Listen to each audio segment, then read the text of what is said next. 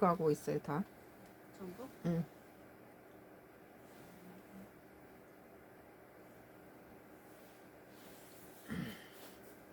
들어갔나? 응.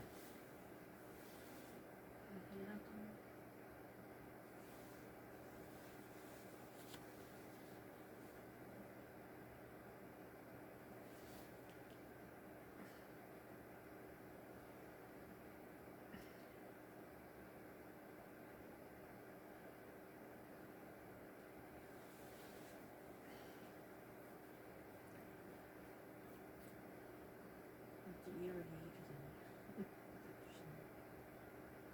빨간 오늘 데일리안 2026년도 1월 2일자 기사네요. 이 대통령 연초 중일 이딴 방문, 관계복원 속 핵잠 대만 표수 넘을까? 라는 기사에 대해서 썬가 크루스 나의 정치 코멘트를 하겠습니다. 이 대통령의 6년 만에 방중. 우리나라가 사스 이후로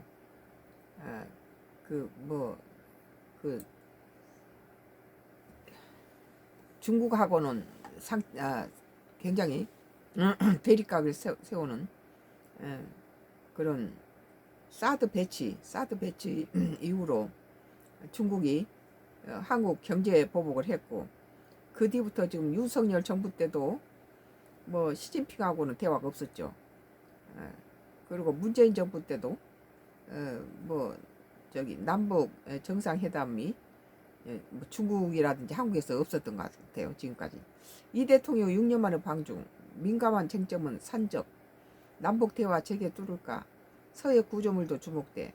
경제 민생 분야 협력 이어 한학령 완화 기대감. 미국이 박근혜 전 대통령의 탄핵 당시에 황 총리 권한대행이 있을 때 밤에 몰래 기습 사드 배치를 해가지고 미국이 그랬죠. 그런데 이제 외국은 한국에서는 사드 배치를 반대를 했죠. 국민들이 전부 반대를 하고 대통령이 없는 상황에서 미국이 기습적으로 밤에 몰래 갖다 사드를 배치해가지고 일단은 보복을 우리 한국만 당했잖아요. 일 총리 고향 나라 현서 한일 정상회담 이루어질 듯이라는 기사입니다.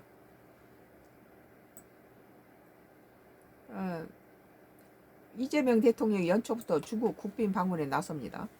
지난해 11월 첫 한중 정상회담으로 가까스로 관계복원의 물꼬를 튼 데 이어 조기 방중을 통해 가시적 성과를 만들어내겠다는 의지가 반영된 행보다 불과 2달 만에 다시 마주하는 이 대통령과 시진핑 중국 국가주석은 경제 민생과 인적 교류 분야에서 협력 확대를 강조하면서 미중 패권 경쟁과 직결된 안보 현안에 대해서도 전략적 소통이라는 표현 아래 관리 공멸을 유지하려 할 것으로 보인다. 지금 중국이나 우리 한국은 그 영국의 유명한 그 경제학자는 오히려 한국이 유난히 트럼프가 이 한국에 대해서 관세 보복에 힘을 주고 있는 그런 상황에서 오히려 한국이 중국과 손을 잡는 게 이 관세 극복하는 데 더 나을 것이다, 그렇게 조언을 한 적이 있어요, 영국 경제학자가. 그런데 지금 다른 측면에서 중국이나 한국이 가장 심각하게 미국의 관세에 대해서 치명타를 입고 있는 이런 상황에서 그나마 이제 이재명 정부 들어와서 한미 관세가 그나마 좀 풀린 상태지만, 아무튼 중국과 우리 한국이 트럼프의 이 여러 가지 공격 대상에 도마에 오른 것은 그 두 나라가 굉장히 공통점이 많다는 거예요. 그래서 그런 부분에 가까운 한중일이 다시 협력하는 그런 관계를 맺어서, 한중일 관계도 한미일뿐만 아니라 한중일도 이렇게 관계를 있었는데, 지금 일본이 대만하고 중국의 관계에 대해서 자기가 끼어들면서 좀 한일 관계나 한중 관계가 이제 중일 관계가 좋지 않죠 지금은. 이런 상태에서 우리 이제 나라 대통령이 이재명 대통령이 일본도 방문하고 중국도 방문하면서 한중일 관계가 어떻게 회복이 될지 아니면 또 그 틈새를 또 파고들어서 우리 또 그 양국 간에 좋은 관계를 유지할지 이제 이재명 대통령의 또 이렇게 외교를 한번 우리가 기대를 해보면 하죠. 상황이. 중국 국가주석은 경제, 민생과 인적 교류 분야에서는 협력 확대를 강조하면서도 미중 패권 경쟁과 직결된 안보 현안에 대해서는 전략적 소통이라는 표현 아래 관리 국면을 유지하리라 할 것으로 보입니다. 하지만 한국의 핵 추진 잠수함 도입 구상, 중국이 핵심 이익으로 규정해온 대만 문제, 북핵과 남북 대화 등 한반도 현안을 둘러싼 양국의 입장차는 곳곳에 드러날 가능성이 큽니다. 뭐 약간 부딪힐 가능성이 많죠.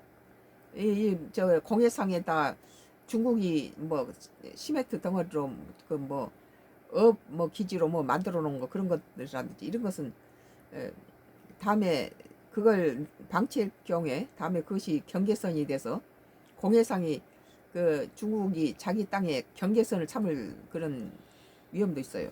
그러니까 적당하게 그런 것은 못을 쳐줘야 되죠. 그건. 정상 간 친서 교환과 의정 강화에도 불구하고 이번 회담이 순조로운 협력 국면보다는 민감한 쟁점을 둘러싼 기싸움의 성격을 띨 수 있다는 관측이 나오는 이유다. 근데 기싸움이라든지 그런 것을 이재명 대통령이 그 상당히 유머러스하게 넘어가더라고요. 아주 그 한미 정상회담에서도 그렇게 누구처럼 그렇게 뭐 저기 그 부시 그냥 뭐 그 뭐예요? 부시 그냥 별장에 가서는 광어 소고기 그냥 막 사주고 나서 나라에 와서 된통 당한 누구처럼 안 그러고 이명박 이렇게 보면은 상당히 지혜롭게 이렇게 약간 어려운 난제 같은 걸 잘 풀어내더라고요. 오늘 1일 청와대에 따르면 이 대통령은 오는 4일부터 7일 중국을 국빈 방문해 베이징에서 시 주석과 정상회담을 한다. 6일에서 7일에는 중국 상하이를 찾을 예정이다. 두 정상의 대자는 작년 11월 경주 아시아 태평양 경제협력체 정상회의를 계기로 열린 정상회담에 이어 두 번째다. 한국 대통령의 방중은 2019년 12월 문재인 전 대통령 이후 6년 만이다. 문재인 대통령도 방중을 했군요. 청와대는 에이펙 정상회의를 계기로 시 주석의 방한이 성사된 직후부터 이 대통령의 조기 방중을 본격적으로 추진해왔다. 이 대통령이 직접 시 주석에게 지난해부터 방중을 제안했지만 중국 측의 명확한 긍정 신호는 지난달 중순에 이르러서야 포착됐다는 것이 정부 안팎의 전언이다. 집권 2년차를 맞는 이 대통령이 새해 첫 정상 외교 무대로 중국을 선택한 데에는 미중 전략 경쟁이 격화되는 상황에서도 외교적 균형과 실리를 동시에 챙겼다는 계산이 깔려있다는 분석이 나온다. 이 대통령이 강조한 국익 중심 실용 외교를 전면에 내세우는 행보지만 자칫 대외 메시지 관리에 실패할 경우 외교적 부담으로 되돌아올 수 있다는 지적도 함께 제기된다. 미국 측에서 안 그래도 이 이재명 대통령이 뭐 이쪽 중국 쪽에 기울어져 있는 편향된 인물이다, 공산권 인물이다, 무슨 뭐 북한 쪽에 치우쳐 있다든지 이렇게 약간 빨강 색깔로 이게 보는 견해인데 여기에다가 이제 중국 시진핑과 좋은 관계가 있으면 미국에서 색안경을 끼고 볼 수도 있죠. 다만 한중 간 시각차 뚜렷한 현안들이 산적해 있다. 특히 한미 정상회담을 통해 공식화된 한국의 핵 추진 잠수함 건조 계획이 대표적이다.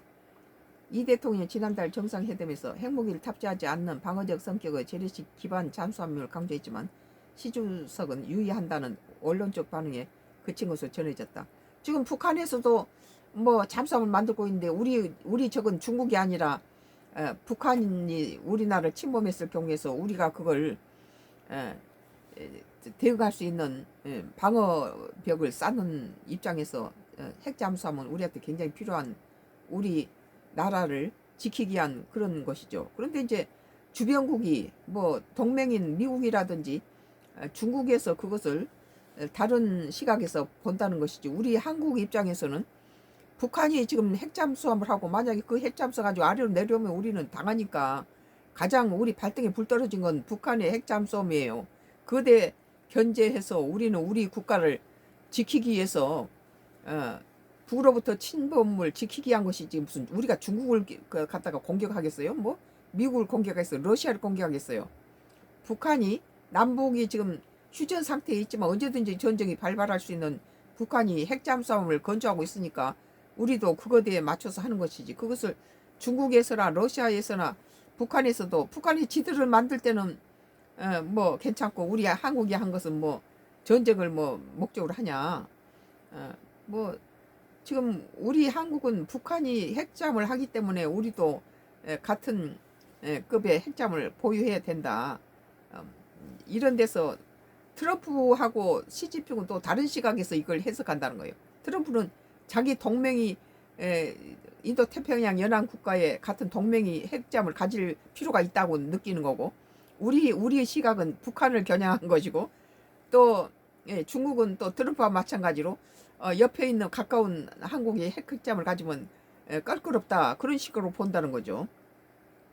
지난달 열린 한중 정상회담에서 중국 측은 변화된 북핵 환경을 고려해 보다 유연하고 다양한 접근이 필요하다는 인식을 전달한 것으로 전해졌다. 특히 중국으로서는 비핵화는 불가능하다는 김정은 북한 국무위원장의 입장을 고려하지 않을 수 없어 한반도 문제에 단기간에 가시적인 성과를 기대하기 쉽지 않다는 관측이 나온다. 그러죠. 지금은 시진핑이 김정은이를 그 별로네. 아까우나 김정은이를 뭐 마음대로 이렇게 주무를 수만큼 그런 상태는 아니에요. 지금 북한이 러시아하고 짝을 지고 지금 러시아에 많이 밀접한 관계에 있기 때문에 중국은 한 발 좀 물러선 관계죠.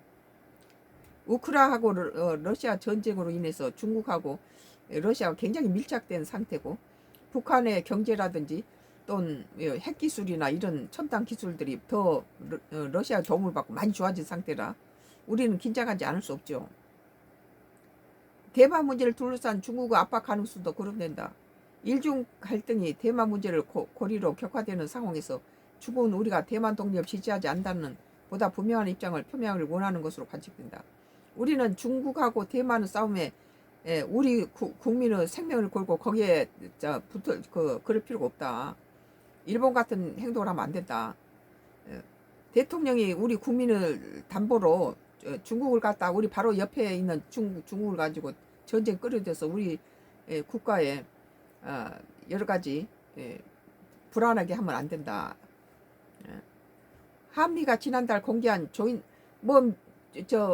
미국은 무슨 한국과 북한은 니들이 알아서 하고 자기는 중국을 견제한다 했는데, 그러면서도 중국하고 대만에 전쟁이 일어났을 경우에 한국과 일본의 역할을 기대한다는 건 넌센스죠.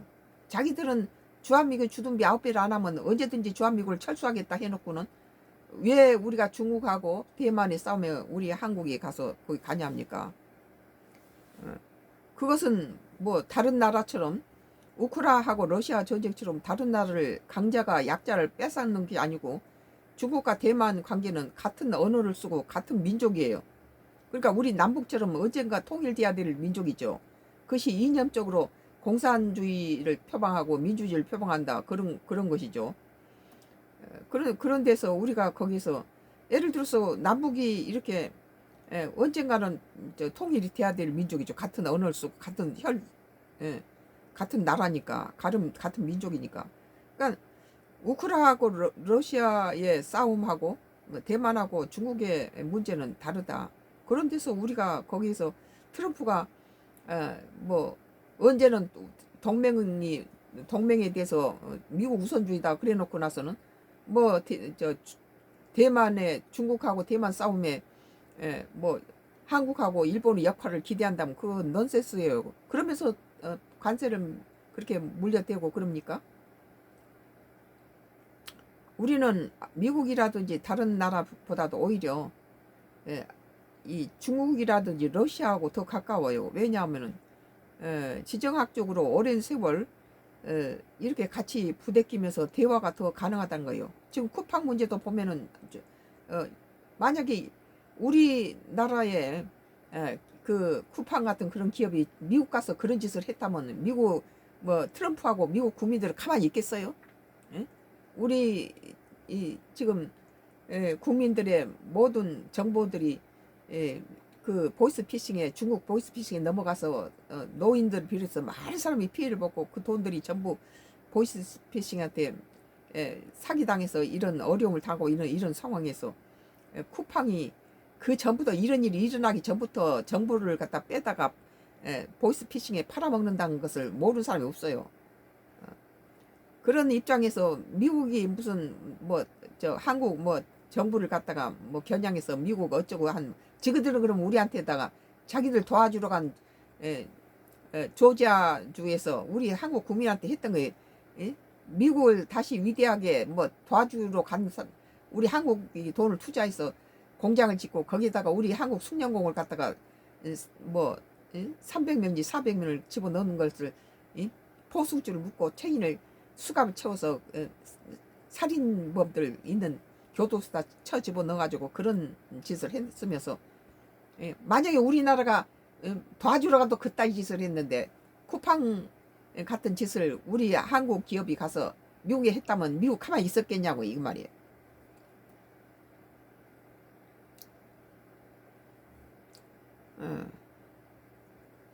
대만 문제를 둘러싼 중국 압박 가능성도 거론된다. 일중 갈등이 대만 문제를 고리로 격화되는 상황에서 중국은 우리가 대만 독립을 지지하지 않는다는 보다 분명한 입장을 표명하기를 원하는 것으로 관측된다. 한미가 지난달 공개한 뭐 트럼프 쪽에서는 뭐 대만과 뭐 중국에 관해서 한국과 일본이 어떤 역할을 해주길 바라지만 우리는 인도라든지 베트남에서 배울 게 많아요. 인도하고 베트남 우리 한국 경제 개발 이런 걸 많이 배워갔지만 우리는 그들의 외교에서 배울 점이 많다는 거예요. 트럼프가 미국 우선주의를 했으면 우리 한국은 한국 우선주의를 해야 됩니다. 그런 의미에서 중국과 관계도 바라봐야 되고 적을 살 필요가 없다. 한미가 지난달 공개한 조인트 팩트시트에 대만 해협의 평화와 안정, 일방적 현상 변경 반대가 명시된 점도 중국으로선 부담 요인이다. 세뮤얼 파파로 미 인도 태평양 사령관 역시 최근 신년사에서 한미는 강력한 연합 방위 태세를 지속적으로 구축해 어떤 적대 세력에도 침략의 대가는 감당하기 어려울 만큼 크다는 분명한 메시지 전달해야 할 것 같다며 중국을 겨냥한 발을 내놓기도 했다. 자기들은 이러면서 우리 한국을 위험에 먹여서 우리 한국한테는 뭐 주한미군 주둔비를 뭐 안 내면은 철수하겠다 이 짓을 하잖아요. 그러니까 오죽하면 이재명 대통령이 전시 작전권을 한수라는 카드를 내놨겠어요?